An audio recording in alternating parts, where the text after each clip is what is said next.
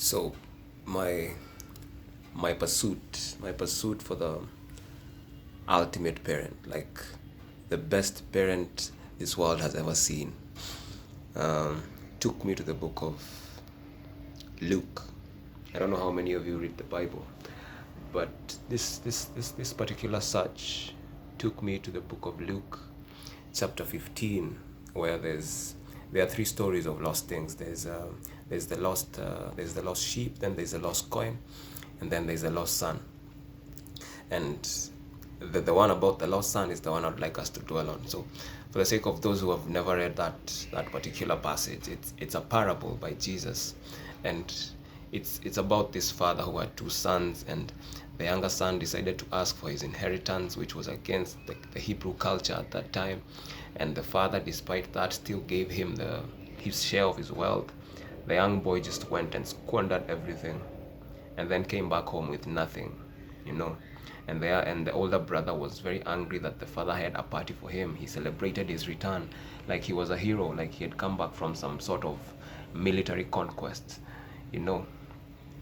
And this angered the brother so much, but the father told him that it was not about the wealth, it was about the the brother coming back.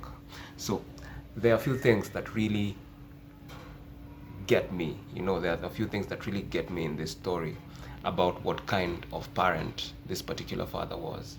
Because if you look at where they have begun, like uh, the boy is estimated to be around 17 years old at that time, which was considered a mature young man who knew what he was doing. And the father was a very wealthy man who was Hebrew culturally. In every little thing he was Hebrew. And the utter disrespect in the son asking for his inheritance before the father dies is appalling, you know. And the fact that despite the father could have easily gotten his son stoned to death because of uttering such words, and he still chooses to to give him his share of his inheritance while he's still alive, and he lets him go. And just let's just stop there for a minute and think about us as parents, and think about us as of or how we have grown up, because this father is, I don't even know what to call him. Of course, the father represents God, and it's hard to reach that level of perfection, and it's a parable anyway, so it's not like something that actually happened. But there's lots of lessons that can be drawn from this, because first of all, this little boy who knows nothing has come to ask for the inheritance I, as a father, have worked for all my life, and he doesn't have a right to the inheritance. Okay, they had a right, but I can choose not to give him because it's still mine. And despite the disrespect, he still chooses to give him the his share of the inheritance. And that says a lot about even how the father has raised his son. Even the fact that the son can come to the father and ask for such a disrespectful thing shows that the son understands how much his father loves him. He knew his father would not take him to be stoned to death. These guys were taught tradition since day one. So he understood. So the father, in like just the boy had thought, does exactly that. He gives him the share of his inheritance. And this says a lot about us as parents, because no matter how good a job you do, at one point your children may rebel against you. Your children may say that your way of life, the way of life that you have taught me, I don't want that way of life. I want something else for myself. And as a good parent who understands, you have it at the back of your mind that, okay, this boy can be wrong, but he can also be right. He can actually have it figured out that he has something else that he wants to do, something different from what I have prepared him to do, something different from what I have taught him. And this father had that understanding. He's not the type that says it's either you do what I'm telling you or you go wherever you want to go.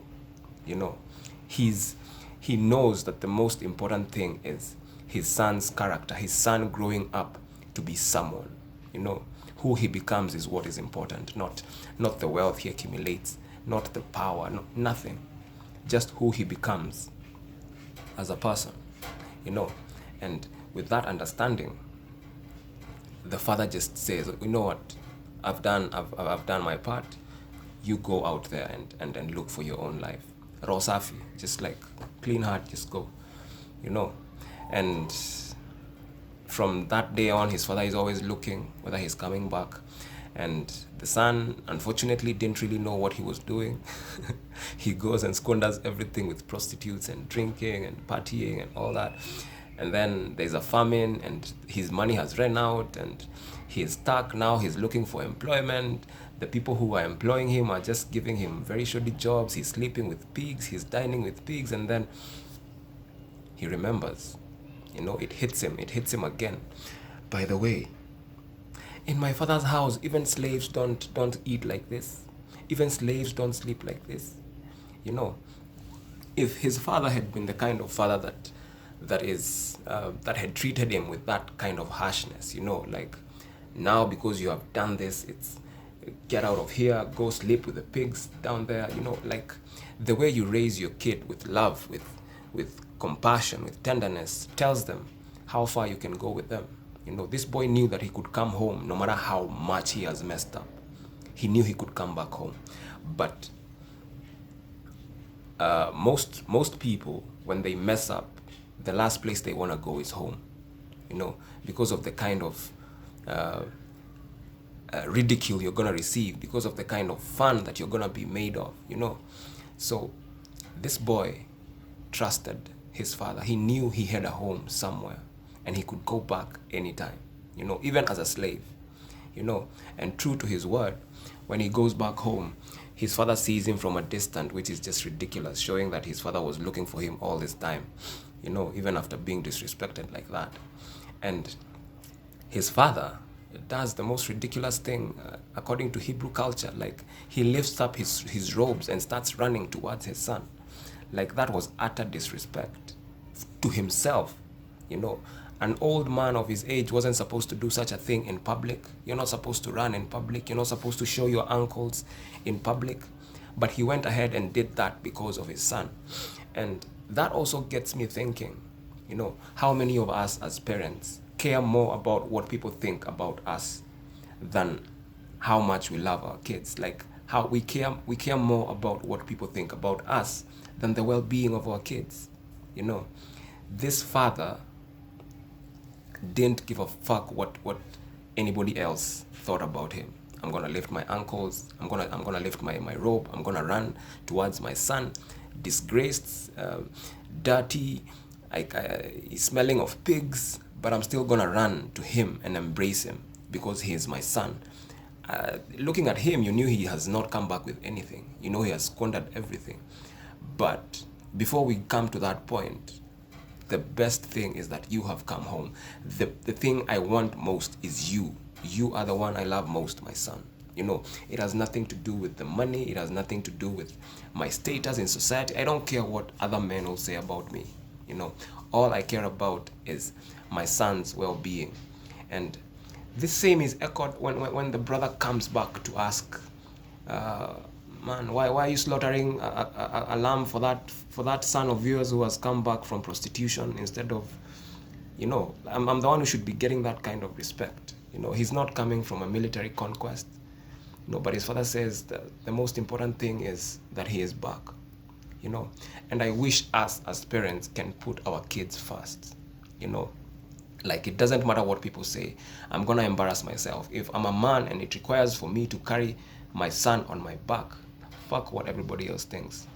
That is what my son needs at that time, and that's exactly what I'm gonna do. But this thing about I'm gonna lose my respect because of my son, yeah, let me lose my respect from society. Don't never even greet me if you're not greeting me because I'm taking care of my children. So this is the kind of parent that I admire, and these are the kind of parents that we should target to be. Not perfection, but at least let's fail while trying. Peace.